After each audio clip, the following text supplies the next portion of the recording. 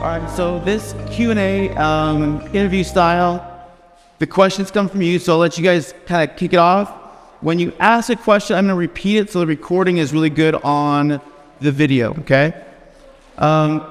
First of all, how good was that? When you saw her, did you feel like you were going to be able to relate to her like you can now? No, right? And now how's the relatability? Okay. All right. Very good. All right. So where do we want to go? Where do we want to start? Who has some good questions? So the question is, it's really around how did you find with your self-forgiveness? With your better. And with being a mom or from her kids? No, just forgive yourself for not being there for her kids. So have you been able to forgive yourself for not being there for your kids? So I think that it wasn't just 4.5 years in prison. It was their whole life, right? Because I was using drugs before I went to prison. And there were other things that I did to my kids that really haunted me when I was incarcerated because I was sober. So I was kind of trying to face it. And I remember when my son, Chad came out with the 3 younger kids. And Jackson was like probably 16, Sadie was 14, and CJ would have been about 9. And the principal at Jackson's school told him, hey, I just don't want to see you go down. He was screwing up. I don't want to see you go down the road your mom went down. And he just told him to F off, right? Because he was mad. And I said, Jackson, I don't want to see you go down the road I went down either, buddy, you know? And I could see that he was really struggling. And when I talked to my daughter, I said, Sadie, I'm probably, what's going on? And she goes, Mom, I don't believe anything you have to say. I got nothing for you. I don't even want to talk to you, She said, my life sucks. I'm sick of it. Nobody else is going through this. I don't even want to talk to you. And I remember going back to my bunk and just being physically sick. Just like, how could I have done this? And when I came back the next day, I took each of my kids in the room and I said, you need to know this is 100% my fault. You need to know that the judge, the feds, nobody else did this. You need to know that I'm a serious drug addict. You need to know that I used all these years, that I lied to people, that I hurt you, and it's 100% my fault. And I'm going to ask you to please write me a letter and tell me everything that you're feeling and how I hurt you and make a list. And he's like, Mom, I love you. I don't blame you. I said, but it's not the government's fault. Because what I don't need is I don't need my kids to have a chip on their shoulder growing up thinking that they've been done dirty by the government. Because where are they going to end up? They're going to end up in prison, right? And so Sadie said, I don't even want to talk to you. I wrote her letters every week for 2 years and she let them pile up in her room. Jackson told me he loved me and that he understood. And then my older kids wrote me letters and they told me specifically, line by line, what I did to hurt them. Hard to hear, but it connected us and it allowed me to feel what they had been through. And it's a process. So have I forgiven myself? I think I have, but I also recognize that they have a right to be hurt, that they have a right to be angry. And I love them enough to let them tell me that when they're hurting. And I think that's part of the process. I started my own support group called Self-Forgiveness Support Group. And we wrote letters to ourselves about all the pain we had caused ourselves and others. And I did the work to try to get through that. But I think it's a process. Like every time something happens with my kids and I'm willing to listen to them and let them tell me how they're hurting, I'm making amends. And every time that happens, I feel a little bit more connected. And I know that I'm the best version of myself now. And that makes such a difference. Today I show up in their lives over and over and over. When I say I'll do something, I do it. I go to school, I'm there. Whatever it is that I say I'll do, I do. And so that makes me feel a whole lot better about it. So I think I have, forgiven myself, and because I'm doing the best that I can. And that's all anybody can do, is the best they can with right where they're at. So yeah. But thanks for asking. That's a good question. So can I follow that up a little bit? So your book is very accessible. It's a really flows well. It's about your time from really your process of doing the work, right? Right. So I'm going to follow up your question with, you also speak a lot about the relationship with you and the way you see God, which is your Heavenly Father, and how you repaired that or found forgiveness as a daughter to a Heavenly Father. Right. How did that affect your ability to connect with your kids? Yeah, thank you. That's a good question. It makes all the difference. You know, I know who I am to God, right? And because I know that, I'm pretty secure in that connection. So I can let my kids hurt. I can let my kids be angry because I know He loves me and I know that they're loved and in His hands too. And you know what else? I have compassion for myself. Like, that's amazing because I wrote this list and I did that work where I went back through my life and I realized I was just a kid when I was 17 years old and had a kid for the first time. I was just a kid when I was 13 years old and my parents didn't know how to set boundaries and rules and didn't know my own worth. And so the thing that I think is most valuable for me today is knowing who I am to my Heavenly Father. I know who I am. I can't give that to my kids unless I know it. I remember being in a treatment class in prison and the therapist in there, she looked at us all and she said, every one of you is a good mother right now. And we all started sobbing because none of us felt like a good mother, right? And she said, no, every one of you is a good mother because you're sitting here doing the work on yourself. And it really is the most important thing you'll ever do is that work on yourself because then you can give it to your kids. Yeah. Yeah. So another part of that is making amends. It's not just your daughter and your kids, but you also talk about how you made amends with your sisters. Yeah. How did that affect your... Yeah, that's still a process. It's interesting because my sisters came out to see me and it was so great to see them. You know, when you haven't seen anyone and you see people like your family that way, it's like you know who you are again for just a minute out there, right? And so we were just having this great time together. And then I said to my sister, I said, Kira, you know, would you be willing to tell me how I hurt you? And she like broke down and started crying. She goes, remember how ugly you were to me? Remember the way you treated me? Because she was doing something with her life. She was going to college and I was jealous. And she came home and I was like, nobody wants you here. Like I was just rude, you know? And she goes, that really hurt. And I said, I am so sorry. I said, I was so wrong. I was insecure. I was not acting right in my life. And so I was jealous of you. I said, I hope you'll forgive me for that. That has connected us. My other sister wouldn't tell me because she just wouldn't. And we're going through it now. Because the other day she brought some stuff up. I was like, we have not worked through that. I said, man, I need you to make a list of everything I ever did to hurt you because I didn't even realize some of those things and I need to know. So, I mean, it happens when it's supposed to happen. I think that was really powerful for me and my sister, yeah. Yeah, Portia does such a great example of being free. And when you feel free, you're able to start forgiving those around you and you set them free as well. Yeah. Huge, super powerful. Hey, stop. Firstly, thank you so much for coming, and you do not know the magnitude of the impact that you've had on me and in my journey tonight. Thank you. But I wanted to ask, so you mentioned that you had this like overwhelming feeling of God having a plan for you.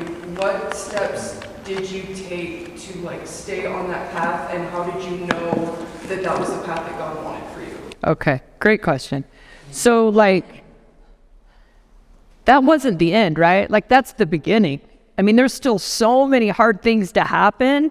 One thing that happened for me, and I write about it in my book, is that I went over to the track and I'm like walking around and I'm like trying to get myself out of this funk. And I'm like, Portia, you need to get it together. You need to quit feeling sorry for yourself. You know, I'm having this conversation. You have a beautiful life. You have something to fight for. And I remembered a therapist had told me before I got sentenced, he said it would be really, really hard to go to prison.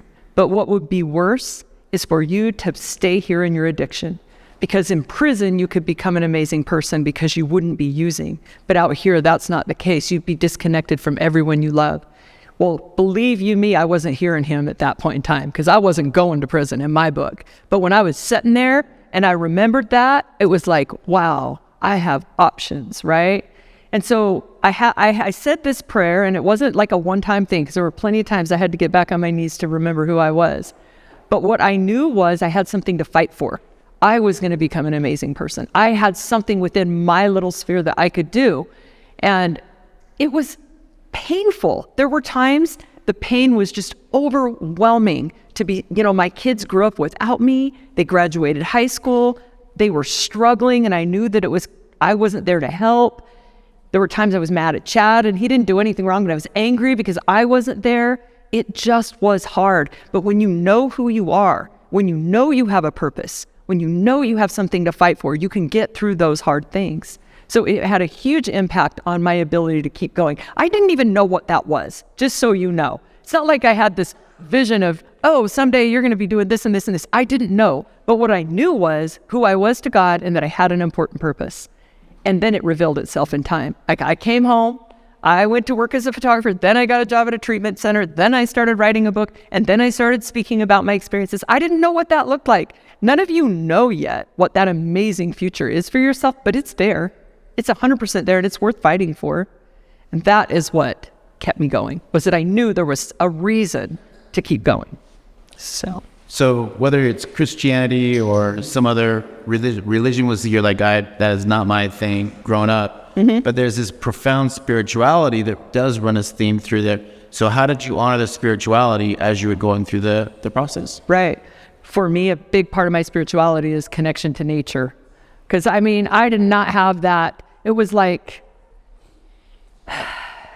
I'm not going to church with a bunch of other people, you know, there's a Muslim here, a Buddhist here, but what I know is that nature connects all of us. Like nature as well was where I feel connected to God. My testimony in my faith grew more in prison than it ever has, because I knew who I was to God, and I saw it different. Living in Utah my whole life, I thought, we're right, you're wrong. We're Mormon, you're bad. Like whatever, you know? That's not it. It's not it at all. We're all children of God, and he's working in our lives with wherever we are.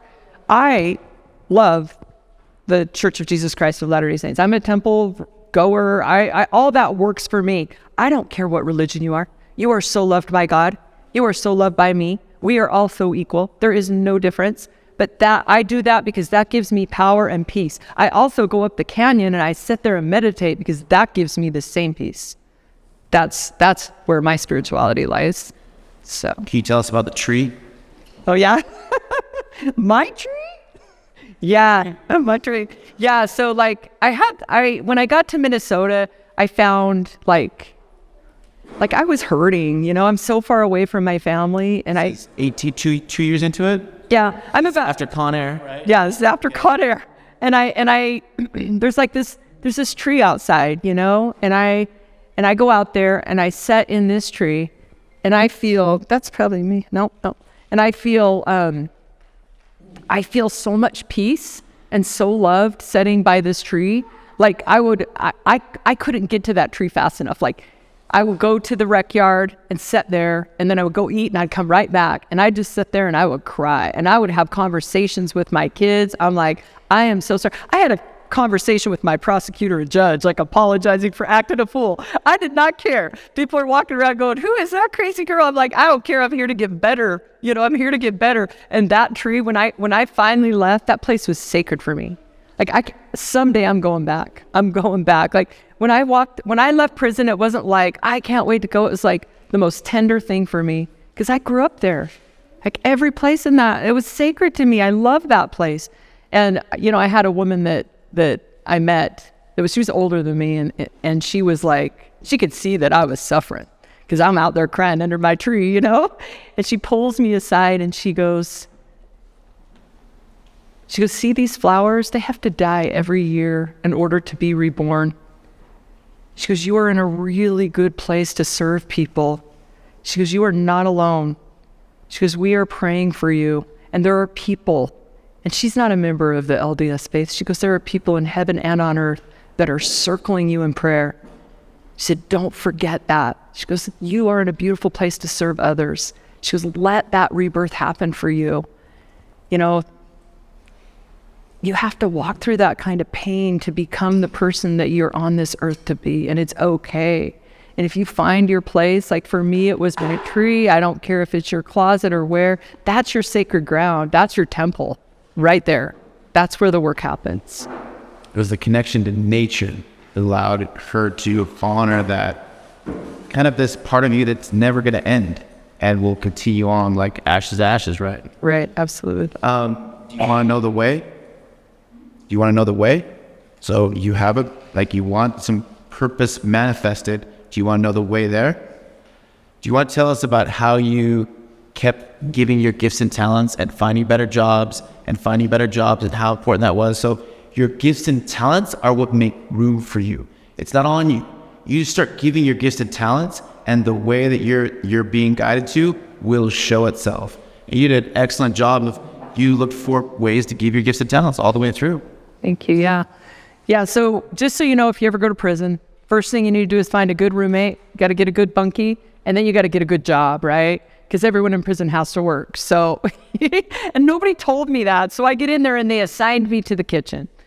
So I get up at 4:30 in the morning, put on steel-toe boots and walk, and I'm detoxing, so I'm not feeling very good. And I'm walking up to that kitchen every day. And when you get into that kitchen, people are, calling me names and swearing and yelling at me. And I could see pretty quick that that wasn't the job for me. And so I would come back after I worked there and take a shower and get dressed and go over to the education department and volunteer my time, hoping that I could get a job there. Well, they noticed, I'm there to serve. Even a lot of it was just reading with people that were trying to learn to read and other things. And they gave me a job. So I got a job in education. And then I'm walking around in education and I find a teacher that's teaching a class. I sit down in that class and it's basically, let's talk about your trauma, which never happens in prison, right? Like this guy's like, let's talk about what you've been through, even sitting in the courtroom and how that made you feel. And I'm like, oh man, this is for me. So I walk up to him in the front of the room class and I said, can I help you teach this class? So he said, yeah, you could, I'm going to retire. You can take over this class. So you could teach this class. And then I start talking about photography and my boss says, hey, if you want to write a curriculum, we'll let you teach that. It's never happened in prison. Like they let me come pick up the camera and walk around the compound and teach people how to take pictures. Like these are my gifts that I, because I was in the right place, doing the right thing and willing to do the work that just popped in. And then I got transferred to Minnesota and I thought, I was sad because all the things that I've been working on were just gone and I had to start over. I start looking around and I find this job in this little cement room behind the library, and I love to read, right next to the rec yard so I can go out whenever I want to go. It's like my place, my sacred ground, right? Because I'm doing the right things, I'm doing the work, I'm getting up and I'm showing up. And so that was amazing. Like by the end of my sentence, I walk out the door, not by the end of my time in Minnesota, and the main guy in charge of education, and they never give you compliments, just so you know, like that's not how it goes. And he's like, hey, Louder, you changed lives here. He's like, and we noticed. He's like, good job. And I think it was like one of the greatest compliments I'd had, He's like, wherever you go, you're going to do that. I'm like, he noticed. I did the work and someone noticed, So yeah, wherever you are, like that whole circle of influence, like you start worrying about all this stuff, right? Like, what can I do? How can I fix it? Work on the little thing right here. Get up in the morning, go for a walk, serve someone, and people notice. And then everything else opens up for you. Boom. So 2-part question, see if I got it right. One is, was Chad sus about the showing up? And was he expecting it or was he blindsided? And 2, what was inside him that he wanted to stand tall with you in the face of that adversity through whatever, come what may? Yeah. Well, the first part of the question is, it drug on for a long time and it was really hard on our marriage. I mean, his wife's using drugs and his wife's doing real estate deals. And I know you guys will be shocked by this, but I'm pretty dominant. Like, it's pretty hard to tell me no, So I'm kind of doing exactly what I want to do. And he had learned, don't even try telling her anything. She's going to do what she wants. So our marriage was struggling. And I think when the FBI showed up, it was kind of like for everybody. I kept saying, I got this. I got lawyers. I mean, we heard rumors about investigations and things going on. And I'm doing real estate deals that are edgy and fraudulent, and I'm using drugs. So there's a pretty good chance, like the logical person would know, something's going to happen. But, when it actually happened that day, Chad and I handled things so different. I mean, the FBI actually felt really sorry for him. They're like, bro, you did not get yourself into this. She got you into this. You should really pick the right side on this, And I think for Chad, he was angry for a long time. And I think that he just came to a place where he decided, I love her. I mean, that's what he tells me, which is kind of amazing. because he went all in. He's like, I love her, and we have children together, and I believe in her. And that's powerful. Like, I felt that power in my life really sustain me. Through my sentence, there were times where I was like, you should totally leave me, get divorced, and move on, man. You do not need me anymore. I am a nightmare for you. And he's like, nah. I said, someday I will pay off. He's like, no, you already did. You know, he just made me feel all that good about myself. So, I mean, if you can ever be that person for somebody, if you can see them and their potential before they can, I highly recommend it. But most people can't. Like, I don't know, his dad, everybody's just like, Chad, you need to go the other way, run, you know? So I don't know, you'd have to ask Chad. I think he's extraordinary. Like, he's a very unique individual to have that kind of courage and strength. That's what, you know, what a real man is right there, more so than he has a lot more strength than me.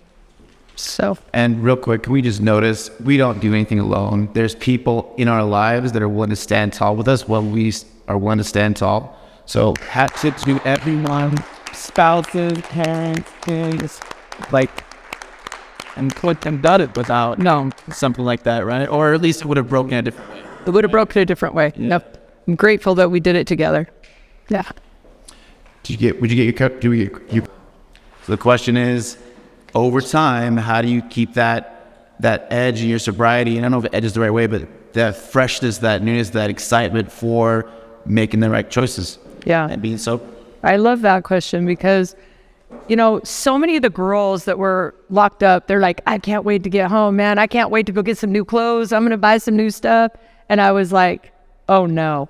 I got out and I was like, Jackson, go get me 4 brown t-shirts. I want a pair of sweats, 4 brown t-shirts, and 1 pair of shoes. Like, I do not want to go get all messed up again with all the crazy stuff that I was. And flashy was how you were before. Flashy was how I was before. So when I got out, my dad, he's like, if you need to drive my BMW, I'm at the halfway house. He's like, because my family, don't ask me why, but my family's like all in with me. Like, even my parents are like, you're our hero.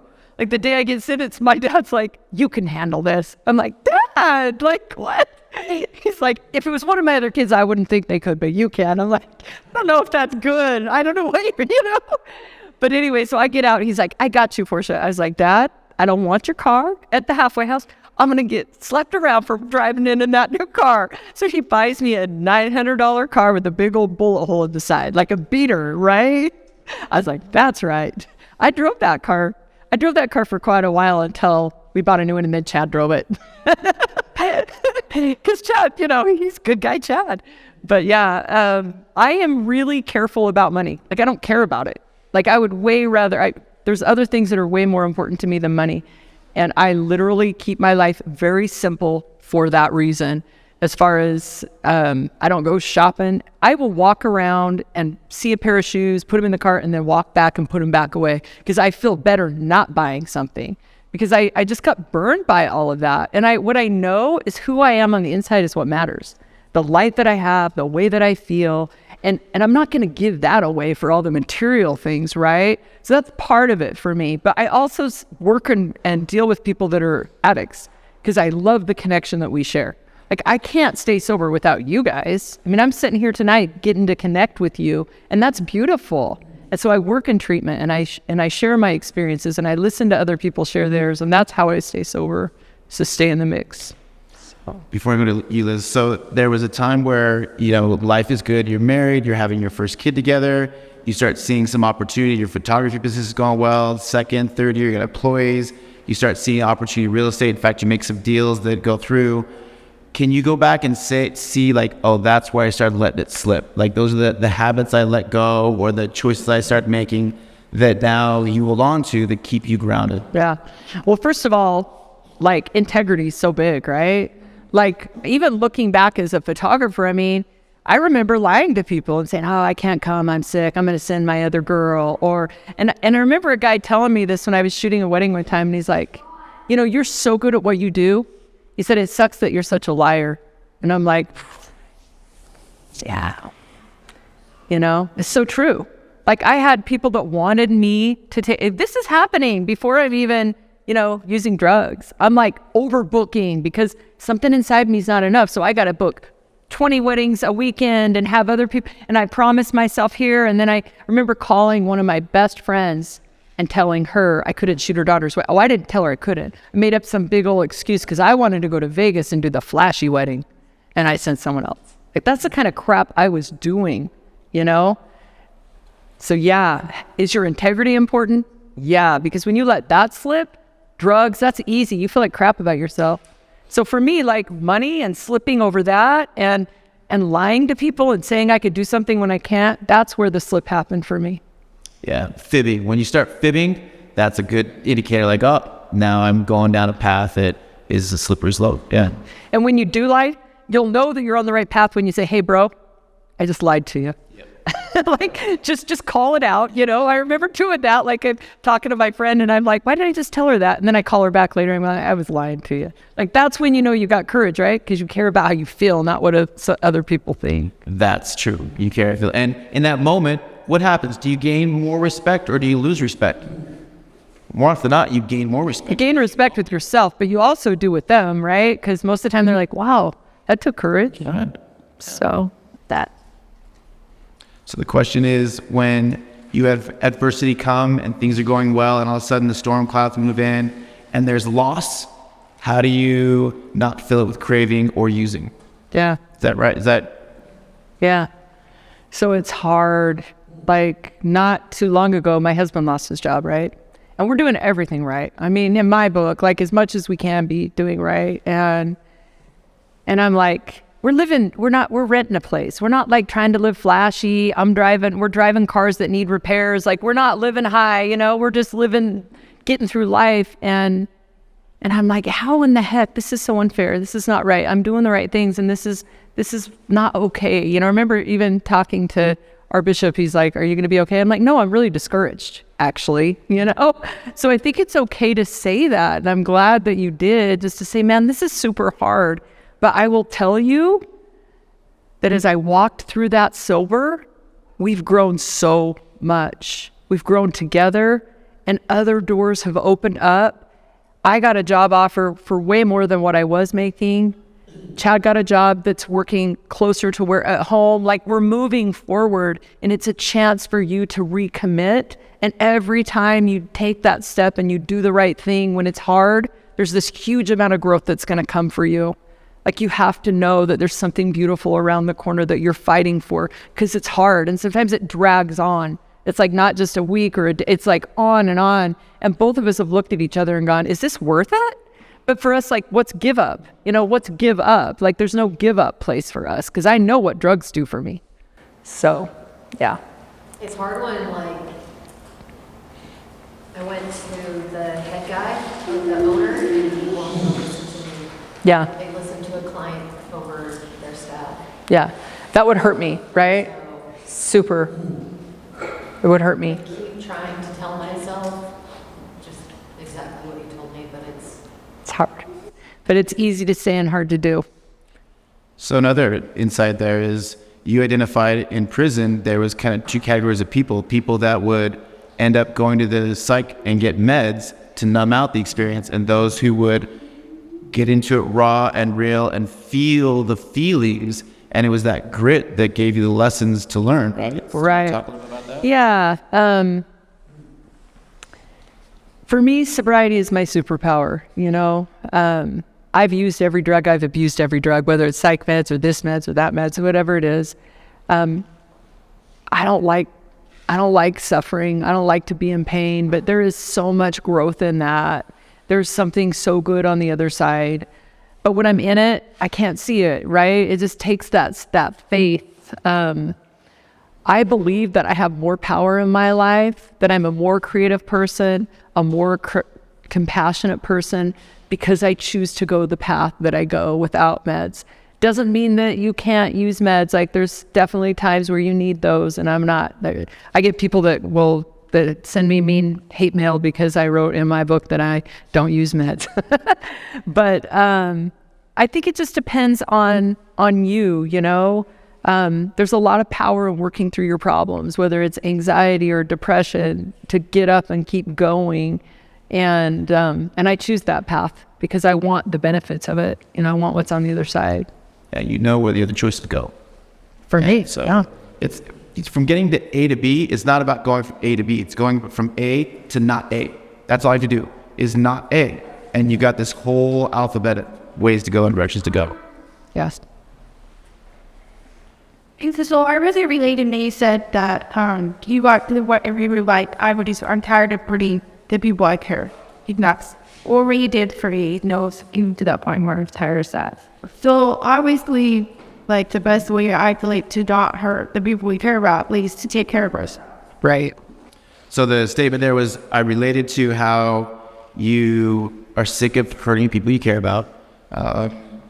And then how do you then take the time to be your best self, to give your best self, even though it takes time away from people you care about or opportunities away? Yeah. So good. Because like that has happened to me. Like I get home and my family plans this little kind of vacation thing. I'm like, yep, I'm going to be there for 2 days. And then I'm flying out to go see one of my girlfriends from prison. And they're like, how could you do this? And I said, it's important to me. It's like a big deal to me. And I got the full court press from every kid calling, and telling me how awful I was. And I was like, I'm going. Like, I just am. Like, I love you, but I am going. Like, this is a huge deal for her, and it's a huge deal for me. Like, I am number one in my life. I love my husband. I love my kids, but I am number one in my life, right? And so there are times where, there was a time where my kids are like, I am so sick of hearing about prison. I don't want to hear about prison. My daughter, my 20-year-old daughter said, I liked you better before you went to prison. I said, well, that hurt. Someday you'll know the courage it took for me to do what I'm doing today. You don't know that yet. But someday when you go through your own stuff, you'll get it. But I said, and she goes, you act like you were like a crackhead. I go, I was. And she's like, well, I don't remember you that way. I remember you as my mother. And I said, I was that too. And I love you, and I loved you then, and I love you now. But I love myself enough that I'm going to take care of me first. That's just what it is. It has to be that way. And sometimes, like my 20-year-old kid, she doesn't like me. I could call her right now, and she will not answer the phone. But she will when she's ready. She will, because I'm going to stay healthy, and I'm going to be there for her. Because I care more about her being her best self and me being my best self than I do her liking me. It's like I want her to like me, but I want her to grow and be the best version of herself. It's not about me. It's about her being her best self. And me, it's about me being my best self, right? We're independent. Like, she doesn't define me. I love her and I'll support her, but what she does, she might go to prison. I don't know. I'll stand by her if she does. Whatever she does, it's not about me. I'm just doing the very best I can to support her, to help her become the best version of herself. So powerful when you care more about how you feel about who you are and let that be the locus of control, then everything shifts around you and you don't have to be anybody but just you and who you are and honor those relationships. Yeah, it's really powerful. Thanks. I just need to say thank you for saying that, because my children will say, because I am at Decker Lake, a youth prison for bullies. I feel home when I am there. And my kids will say, you love them more than you do us. It feeds your soul. It does. Yep. So I just needed to say thank you for saying that. And thank you for making me feel like it's okay Absolutely. to feel that way. Yep. I believe we have you to thank for this connection. Is that correct? So thank you for setting all this in motion and making this happen. So the comment was, I feel often more at home where I go and give my gifts and talents than sometimes as my role as a parent, with my own kids in real time as things are now. Is that fair? It's fair. I love being with my family and my kids, but there's something about being there that the feeling you know God is there. Yep. So tell me something about something your mom didn't give you, which is your indomitable spirit. Yeah. Well, yeah. So it's funny because my mom was intimidated by me. That's what she tells me. Because my mom was like she didn't really take on the mother role as much. Like, she was super laid back and easygoing and just kind of one of the kids. And then I came along and I'm just like this stubborn, kind of person. And And so I'm sitting there in prison, and my daughter writes me and tells me that she's going to have a baby. So I find out I'm going to be a grandmother and sitting in prison, right? And I start thinking about it, and of course my heart is broken, and I just feel so much sadness that I won't be there for her. And she writes me a really go ahead. Who could relate to not being there at significant junctures of your kids' lives? Yep. Okay. I'll tell you this, I built a new life on that pain. That pain is my foundation, right? I built a new life on that pain. Yep. I knew I'm never going to use drugs again. I'm never going to be sitting in federal prison on the phone with my daughter, who I've already put through all this hard stuff, who's going to have her child without her mom there. That's not going to happen again. None of my kids are going to be there alone without me there. And so I called my mom, and I'm like, Mom, thank you. Thank you for everything you did for me. I said, because of you, I know I will never give up. I'm strong because of you. She's like, oh no, you were born with that. I did not give that to you.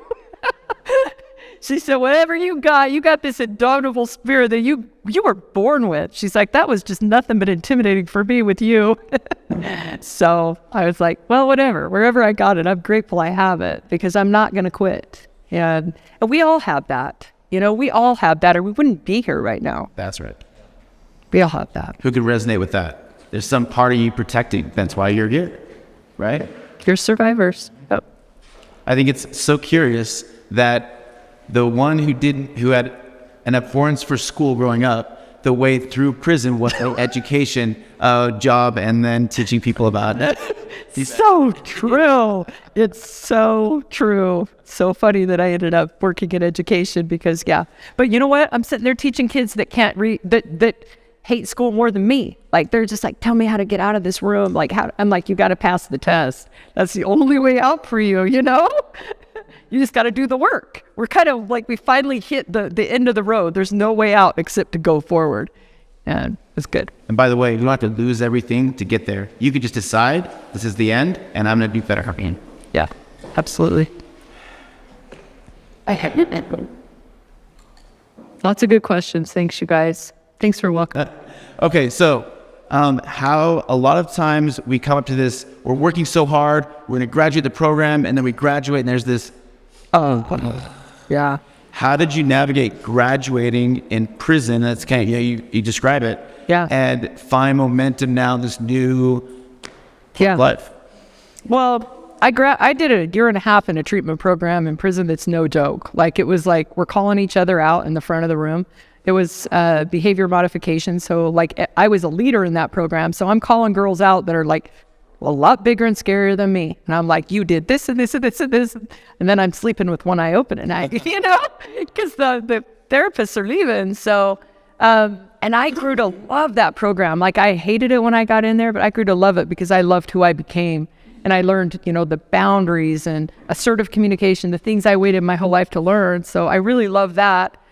And then when I graduated that program, I remember having like a full-on panic attack. I went to the therapist. I go, what am I going to do? Like, I've been, all this meaning. What am I going to do? And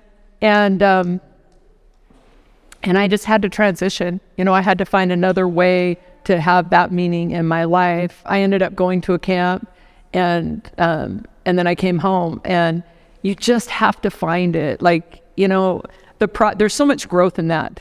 I look back at my life, even 3 months ago, I was telling Chad, I said, like, 3 months ago, I remember a conversation that I was having with somebody and feeling kind of insecure. And that same person called me recently, and I was feeling like so much further down the road. And that's 3 months. Like, we don't see that growth in ourselves. So when you graduate, that's the next step. And it's scary. It's scary to graduate. Like, the ones that succeed are the ones that know that. I mean, that was my experience. The ones in prison that were like, crap, I'm going home. The ones that were like, we got this. I'm like, oh, if you're concerned, you should be, because that will prepare you to be successful. If you just take that next step and know that you're safer here. You are. And hold on, man, get real. Like, I called my probation officer. I said, I'm feeling something really weird right now, man. I'm struggling. I need help. He got me into a group therapy thing. Just do it. Reach out and let people know. Care about yourself enough to do that. And that's my this ultra confident person see in front of you, insecurity seems to have been a part of your path all along the way. Yeah. How has that come up, and how have you befriended that? Yeah, I am so much more open about that now. Like if I get in front of a group and I'm feeling a little nervous, I'm like, I'm feeling anxious. Let's talk about it. I'm willing to say it, because it used to be I had to be so brave and the bravado and act like I had it all figured out. Not even close. I don't. Like when I first came home, I didn't know how to use the camera anymore. I remember telling my husband, I'm like, this is something I grew up doing. I've done it all my life. And I feel and people would introduce me like, oh, we're so lucky to have Portia. I'm like, I don't know how to use that anymore. And it's okay to say that. Like, I'm feeling really insecure. Like that takes away all the power out of it. If you hold that crap in, just say it, man, I'm feeling nervous. I feel insecure. You get a new job, it's okay to say, I'm feeling a little bit nervous right now. I think you just say it. That's what I'm doing these days, and it's working so far. So, well, when you name it, like you said, the power goes away, because it just is what it is, and then you can deal with it. Yep.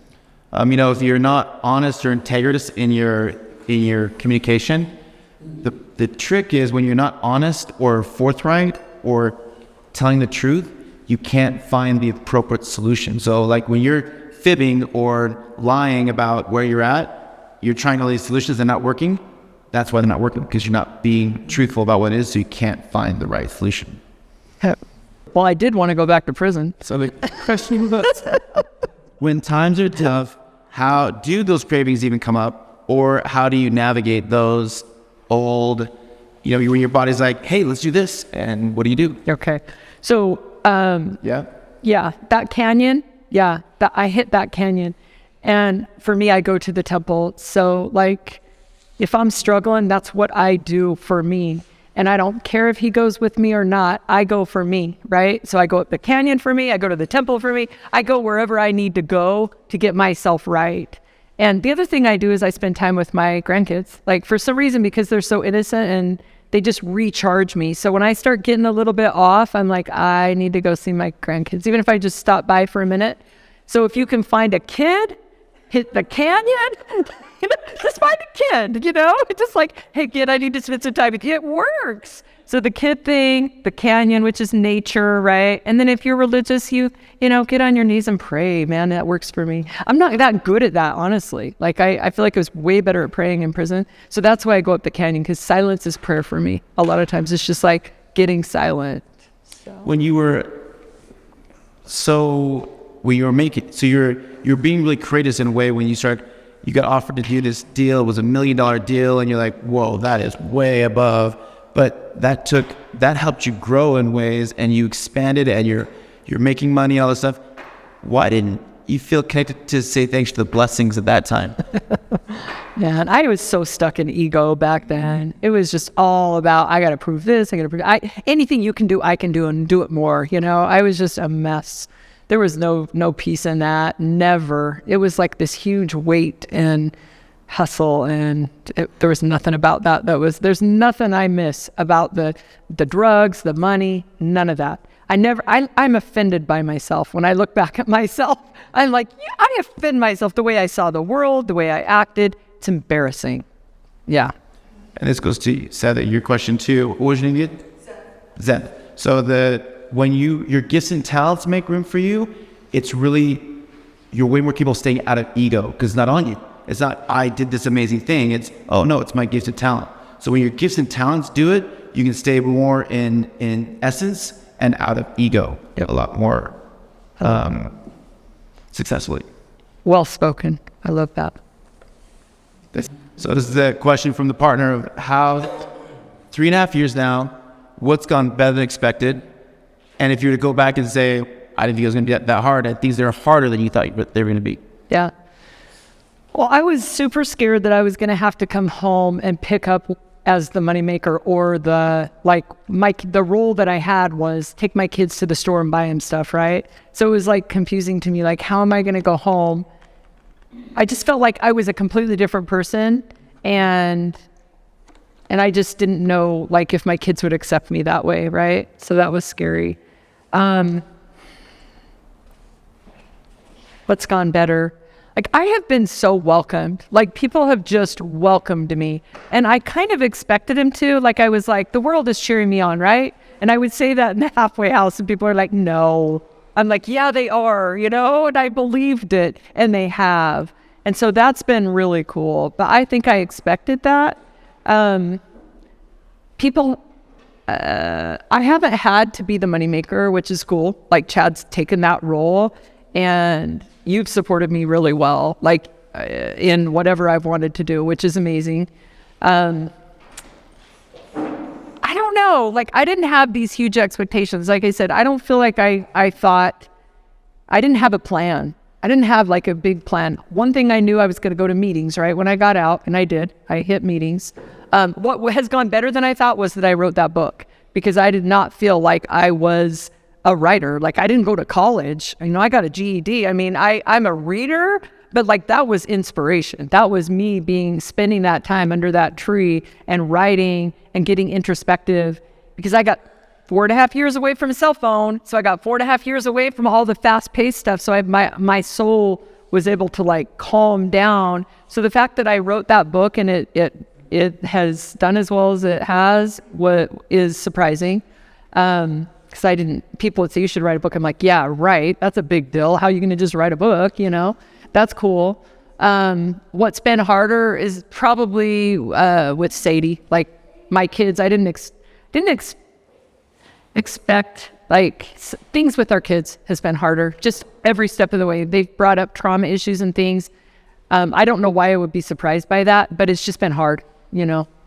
So. Yeah, you said that you started your statement off with saying, when my kids, and I was really scared to be with them again. Mm-hmm. But did that go? So it has been harder than expected, the relationships and restoring that, or? Just uncomfortable at times, you know, just uncomfortable at times. I didn't expect him to necessarily want me to be like me better before.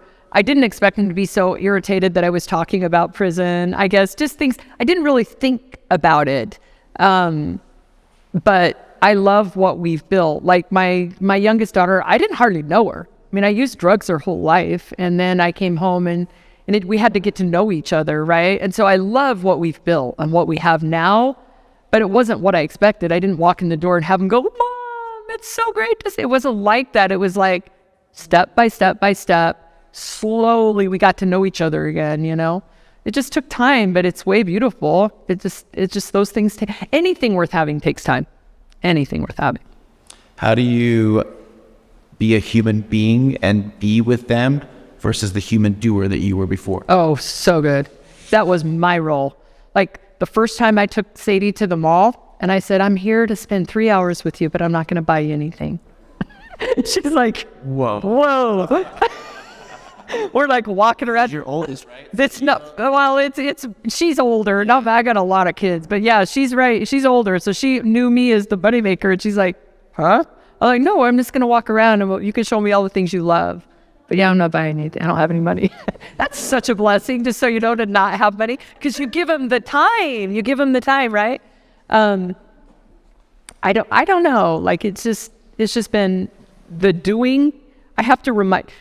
Right now, I'm just really busy doing things I love. That's the problem. Like, I'm really busy doing things I love. And so Great problem to have. It is a good problem to have, but I also need to find that time for myself. You know, that's something I haven't been doing as much of as I would like to, but I have a lot of energy, and I love that. I love that about myself. So, yeah. You know, you talk about going from the human doing and the doer, I'm assessed by how much I produce to now being the human being. Like, it's how I show up in my relationships. Mm-hmm. You said you had to break your old self and be born again, or yeah. You guys, like, the thing that I found out, when you're in prison for 4.5 years, you're going to leave with nothing. You're going to leave with no accomplishments. There's no money you can make that's going to change the world. You're not going to start a company and it's going to grow. You're going to leave with who you become, right? That's it. And isn't that the same in life? You're not going to leave with any big, you know, your $500,000, whatever your house, whatever it is, none of that's going with you. But who you become, your soul, that goes with you. And so I know now that what I accomplish, that's nothing.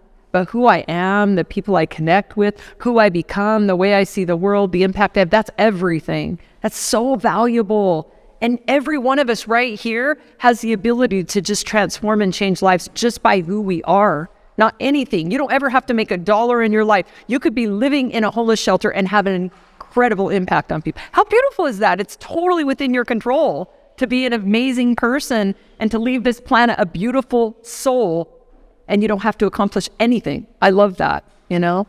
Most of the experiences that all of us desire take very little or no money to experience. Right. Falling in love, being connected with somebody you care about, experiencing nature, all those things that we really value really don't take money. And here's the truth.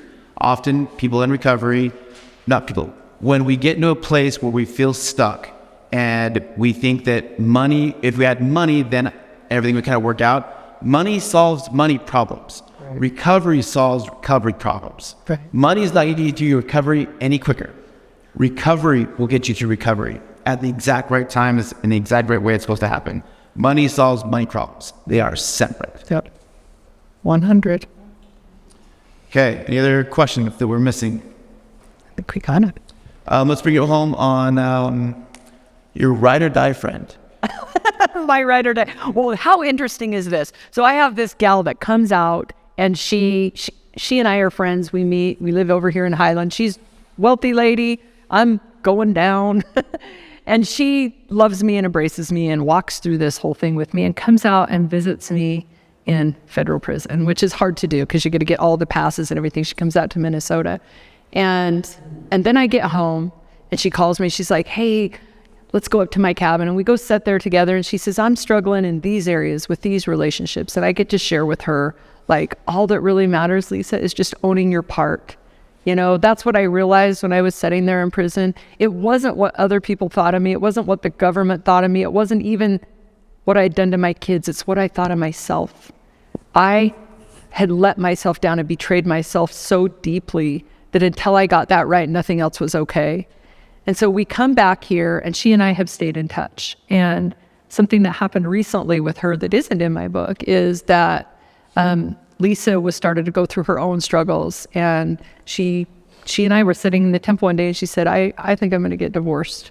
And she did. And a week later, her husband died of COVID. And so that all happened, and her kids are traumatized. And she said, Portia, why don't you and your husband, because you and your family move, she's super wealthy. She said, move out to this house that I have, and I've got a big place that you can stay in. I said, because I can't, because I got my own purpose and meaning, and I just like my little apartment. I don't want anything fancy. I don't need money. I'm happy. And then Chad loses his job, and she says, I said, okay. So we moved out. We moved out there. We've been out there for a few months, and we live in a beautiful home on the lake, and I wake up every day and go, why are we here? And that's when you were telling me about your job problem. I'm like, we felt like, are you kidding me?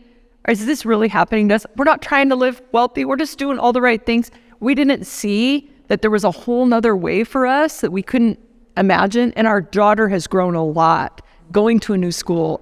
We have grown a lot, and it's beautiful. And right now it's right where we need to be, and I can help support her. And so that's God in the mix, right? Like, you can't see it right now, but there's something way more beautiful in store for you. So that's the truth. Yep. That is the truth.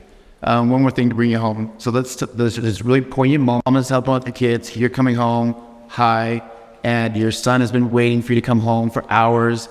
And your mom says, isn't that enough that he loves you so much that you can't give up whatever you need to give up to be there? Mm-hmm. And he tries to tell you you're so beautiful, and he takes you to the mirror and says, can't you see your beauty? Then you couldn't, now you can. Mm-hmm. What was the transformation? Well, first of all, it's not even about the outside, right? It's 100% about the inside. Sometimes people need to see that in you before you can see it in yourself. I feel better about myself than I ever have. I really do. And I'm a felon, and I'm a drug addict, and I gave a child up for adoption, and I've let my family down lots of times. But who I am today is the best version of myself. And today I keep my commitments to myself, to my God, and to my kids and my community. That's it. I like myself because of that. And you know what's so amazing to me? That in that moment, the seeds of this moment existed. That in that most painful moment, What I didn't know was that I was that person. I was going to become this person. And that's what you all have here. You are in that moment, and something so beautiful is waiting for you. And the seeds of that beautiful moment are in where you are right now. So. Preach.